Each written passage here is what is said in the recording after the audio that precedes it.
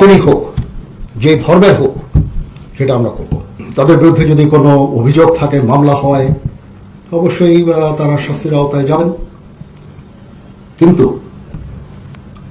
অবশ্যই আমরা চাইব না যে এক্সট্রা জুডিশিয়াল কোনো অ্যাকশন তাদের উপর হোক, বিচার বহির্ভূত কোনো কাজ হোক, তাদের উপরে হামলা হোক, বা তাদের জীবনে যে হুমকি যেটা আছে সেটা আমরা না। বাংলাদেশ সেনাবাহিনীর দায়িত্বরত সেনাপ্রধান জেনারেল ওয়াকারুজ্জামানের একটি মন্তব্যকে ঘিরে শুরু হয়েছে তুমুল আলোচনা। তিনি কি আবারও আওয়ামী লীগকে ক্ষমতায় ফেরাতে চান? বাংলাদেশের এখন পর্যন্ত বৈধ প্রধানমন্ত্রী শেখ হাসিনাই। শেখ হাসিনার প্রণীত যে বিধিবিধান, শেখ হাসিনার প্রণীত যে আইন কানুন, সেগুলোর ভিত্তিতেই এখনো বাংলাদেশ পরিচালিত হচ্ছে। এমনকি ইন্টারিম চালিত হচ্ছে, তাদের ভিতরে যত আইন কানুন যা কিছু সব শেখ হাসিনার আমলের আইন কানুন। অজিত দোভালের সাথে শেখ হাসিনা ফোনালাপ হয়েছে, কারণ খালেদা জিয়া আজকে বাংলাদেশে এসে পৌঁছেছে। এখন কিভাবে শেখ হাসিনাকে বাংলাদেশে পাঠাবে ইন্ডিয়া, তার প্রক্রিয়া আজকে থেকে শুরু হয়ে গিয়েছে। ডক্টর ইউনূসের পর দেশের দায়িত্ব আওয়ামী লীগের কাঁধে। নির্বাচন যদি এই সরকারের কাছ থেকে আদায় করতেই হয়, রাজপথ ছাড়া বিএনপির আর কোনো বিকল্প নেই। তারেক রহমান কেন দেশে আসছেন না, কি কারণে আসছেন না, সবগুলো মামলাকে খালাস পাওয়ার পরেও তার এই দেশে না আসাটা মানুষের মনে অনেক রহস্য সৃষ্টি করছে। বাংলাদেশের সেনাপ্রধান ওয়াকারুজ্জামান কাতার সফরে গিয়ে এক গোপন বৈঠক করেছেন ভারতের জাতীয় নিরাপত্তা উপদেষ্টা অজিত ডোভালের সঙ্গে।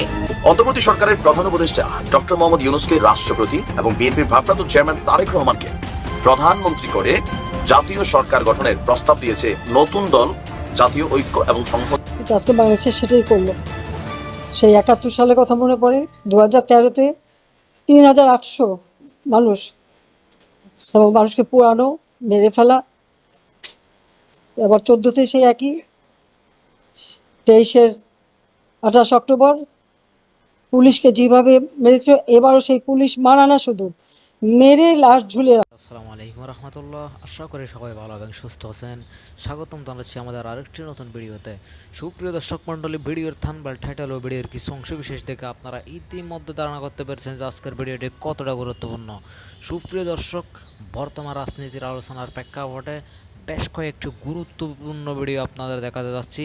আসুন আমরা সেই সম্পূর্ণ ভিডিওটি দেখে আসি। তার আগে আপনাদের প্রতি ছোট্ট একটা রিকোয়েস্ট, যারা আমাদের চ্যানেলে নতুন, চ্যানেলটি সাবস্ক্রাইব করে লাইক কমেন্ট শেয়ার করে আমাদের সাথেই থাকুন। তাহলে আমরা কথা না বাড়িয়ে সেই সম্পূর্ণ ভিডিওটা দেখে আসি।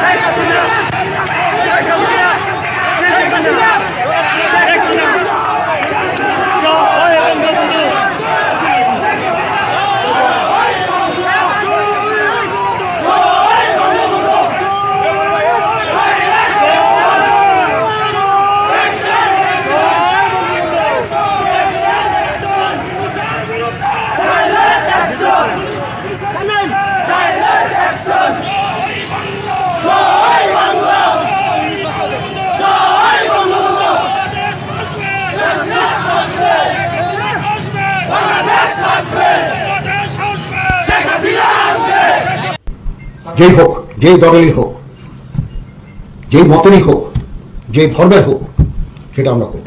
তাদের বিরুদ্ধে যদি কোনো অভিযোগ থাকে, মামলা হয়, অবশ্যই তারা শাস্তির আওতায় যাবেন। কিন্তু অবশ্যই আমরা চাইবো না যে এক্সট্রা জুডিশিয়াল কোনো অ্যাকশন তাদের উপর হোক, বিচার বহির্ভূত কোনো কাজ হোক, তাদের উপরে হামলা হোক, বা তাদের জীবনে যে হুমকি যেটা আছে সেটা আমার না। এটা অবশ্যই পুলিশ তদন্ত করবে, প্রয়োজন হলে মামলা করবে এবং তারা তাদেরকে বিচারের আওতায় নিয়ে আসবে। মাইনরিটি একটা ইস্যু নিয়ে কিছু সংস্কার করতে চাচ্ছে এবং একটা ফ্রি ফেয়ার ইলেকশন করতে চাচ্ছে। সেটার জন্য যে ধরনের যতদূর সহায়তা তারা আমাদের কাছে চাবেন। ইন্টারিম যে গভর্নমেন্ট, এই গভর্নমেন্টটাই কিন্তু সংবিধান অনুযায়ী অবৈধ এবং বাংলাদেশের এখন পর্যন্ত বৈধ প্রধানমন্ত্রী শেখ হাসিনাই। শেখ হাসিনার প্রণীত যে বিধিবিধান, শেখ হাসিনার প্রণীত যে আইন কানুন, সেগুলোর ভিত্তিতেই এখনো বাংলাদেশ পরিচালিত হচ্ছে। এমনকি ইন্টারিম চালিত হচ্ছে, তাদের ভিতরে যত আইন কানুন যা কিছু সব শেখ হাসিনার আমলের আইন কানুন।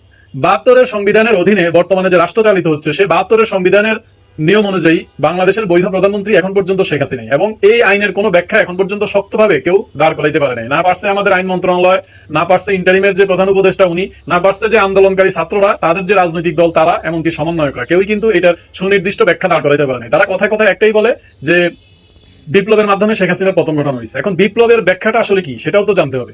এইটা কি আসলে বিপ্লব ছিল? কেউ বলতেছে গণ অভ্যুত্থান, কেউ বলতেছে ষড়যন্ত্র, কেউ বলতেছে যে এটা কোটা আন্দোলন। আসলে এটা কি ছিল এই বিষয়টা এখন পর্যন্ত রহস্যে ঘেরা রয়ে গেছে। এখন শেখ হাসিনা যে বাংলাদেশের প্রধানমন্ত্রী, এটা তো শুধু আমরা বলি না, এটা বহির্বিশ্ব বলে, এটা ভারত বলে, এটা এমনকি আন্দোলনকারীদের যে ইনফ্লুয়েন্সার, যে ফরহাদ মাজহার, যাকে রাষ্ট্রচিন্তক বলা হয়, যিনি রাষ্ট্র নিয়ে গুরুত্বপূর্ণ মতামত দেন, এমনকি আন্দোলনকালীন সময়টাতে উনি ছাত্রদেরকে নানা ধরনের বুদ্ধি পরামর্শ দিয়ে আন্দোলনটাকে বেগবান করছিলেন, সেই ফরহাদ মাজহারও এখন বলতেছেন যে 72 সংবিধান অনুযায়ী বাংলাদেশের প্রধানমন্ত্রী শেখ হাসিনা। আসেন আমরা একটু শুনি, যে আমরা একটা পত্রিকার প্রতিবেদন পড়ি যে ফরহাদ মাজহার সাহেব আসলে কি বলছিলেন। এটা চ্যানেল 24 এর একটা প্রতিবেদন। এখানে ফরহাদ মাজহার সাহেব 4 তারিখের নিউজ, যদিও এটা চ্যানেল 24 এর একটা প্রতিবেদন, আমি আপনাদেরকে পড়ে শোনাচ্ছি। রাষ্ট্রচিন্তক ফরহাদ মাজহার বলেছেন শেখ হাসিনা এখনো বাংলাদেশের প্রধানমন্ত্রী। আইনের দিক থেকে তিনি এখনো বাংলাদেশের প্রধানমন্ত্রী, কারণ আপনারা সংবিধান বাতিল করেন নাই। শেখ হাসিনা যে প্রেসিডেন্ট নিয়োগ দিয়ে গেছে, আপনারা কি তাকে সরিয়েছেন? সরাননি। তাহলে কেন আপনারা বলছেন যে শেখ হাসিনা বাংলাদেশের প্রধানমন্ত্রী না? টাঙ্গাইল শহরের একটা জায়গায় উনি এই বক্তব্যটা দিয়ে গেছে। পরবর্তীতে গত সপ্তাহে উনি প্রেস ক্লাবের একটা সংবাদ সম্মেলনেও একই রকমের বক্তব্য দিচ্ছেন যে বাংলাদেশের বৈধ প্রধানমন্ত্রী এখন পর্যন্ত সংবিধান অনুযায়ী শেখ হাসিনাই, কারণ 72 সংবিধান বলবৎ আছে এবং 72 সংবিধান যদি আমরা মানি, সেক্ষেত্রে আমাদের যে বর্তমানে ইন্টারিম গভর্নমেন্ট কিন্তু সংবিধান অনুযায়ী অবৈধ। সেই ক্ষেত্রে শেখ হাসিনা বাংলাদেশের বৈধ প্রধানমন্ত্রী আর ইউনূস সরকার অবৈধ, এটা আমাদের সংবিধান সাক্ষ্য দিচ্ছে। শেখ হাসিনার প্রণীত বিধিবিধান অনুযায়ী যেহেতু এখনো রাষ্ট্র চালিত হচ্ছে, যেহেতু 72 সংবিধান এখনো বলবৎ আছে, সেহেতু শেখ হাসিনাও এখনো বাংলাদেশের বৈধ প্রধানমন্ত্রী এবং এইটা বিশ্বের যে কোনো রাষ্ট্র এইভাবে বিষয়টা চিন্তা করবে। আইনের কোনো ফাঁক ফোকর নাই আপনাদের জন্য। আপনারা আইনগতভাবে শেখ হাসিনাকে প্রধানমন্ত্রী অস্বীকার করার কোনো সুযোগ নাই। আপনারা নিজেদের প্রণীত নীতিমালা দিয়ে, নিজেদের মন গড়া কথাবার্তা দিয়ে কিন্তু আইনকে আপনারা যথোপযুক্ত সাক্ষ্য প্রমাণ দিয়ে, যেহেতু আইন অন্ধ, যথোপযুক্ত সাক্ষ্য প্রমাণ দিয়ে আইনে আপনারা এটা প্রমাণ করতে হবে যে শেখ হাসিনা বাংলাদেশের প্রধানমন্ত্রী না। যেহেতু নিয়ম অনুযায়ী এখনো শেখ হাসিনা বাংলাদেশের প্রধানমন্ত্রী, সেহেতু সেই নিয়ম অনুযায়ী এই যে ইন্টারিম গভর্নমেন্ট, যেহেতু 72 সংবিধানে তত্ত্বাবধায়ক সরকার ব্যবস্থা বিলুপ্ত করা হয়েছে এবং ইন্টারিম বলতে অন্তর্বর্তীকালীন সরকার বলে কোনো শব্দ 72 সংবিধানে নাই। সেক্ষেত্রে জোরপূর্বক দেশের বৈধ প্রধানমন্ত্রীকে হটিয়ে ক্ষমতা দখলের দায়ে বাংলাদেশের প্রচলিত আইন অনুযায়ী যে শাস্তির বিধান রাখা হয়েছে, সেই শাস্তির বিধান অনুযায়ী কিন্তু আমাদের বর্তমান যে ইন্টারিমের যারা কর্তা ব্যক্তি, যারা এই ইন্টারিমটা চালনা করছেন, পরিচালিত যাদের হাত দিয়ে, তারা কিন্তু এই আইনের অধীনেই বিচারের আওতায় চলে আসেন। তারা আইন অনুযায়ী তারা এখনো অপরাধী। তারা জোরপূর্বক রাষ্ট্র ক্ষমতা দখল করছে এবং জোরপূর্বক দেশের একজন প্রধানমন্ত্রীকে দেশ থেকে বিতাড়িত করছে। সংসদ ভাঙার কোনো ইখতিয়ার তাদের না থাকলেও তারা সেই সংসদ বিলুপ্ত করে দিচ্ছে। এই যে ধারাগুলো, এই যে বক্তব্যগুলো, এগুলা কিন্তু কেউই খণ্ডাইতে পারে নাই। গায়ের জোরে অনেক কিছু বলা যাইতে পারে, কিন্তু আইন অনুযায়ী কি আপনারা শেখ হাসিনাকে অস্বীকার করতে পারবেন? এইটা তো আপনাদের যারা এখন ইনফ্লুয়েন্সার, তারাই এখন বলে শেখ হাসিনাই বাংলাদেশের বৈধ প্রধানমন্ত্রী, কারণ আপনারা 72 সংবিধান বিলুপ্ত করতে পারেন নাই, আপনারা সংবিধান সংশোধন করতে পারেন নাই, সেই রাইটস আপনাদের নাই। সুতরাং আপনারা যে 72 সংবিধানের অধীনে শপথ নিয়ে সরকার চালিত করছেন, সরকার পরিচালনা করছেন, সেই 72 সংবিধান অনুযায়ী আপনারা অবৈধ এবং সেই 72 সংবিধান অনুযায়ী শেখ হাসিনা বাংলাদেশের বৈধ প্রধানমন্ত্রী।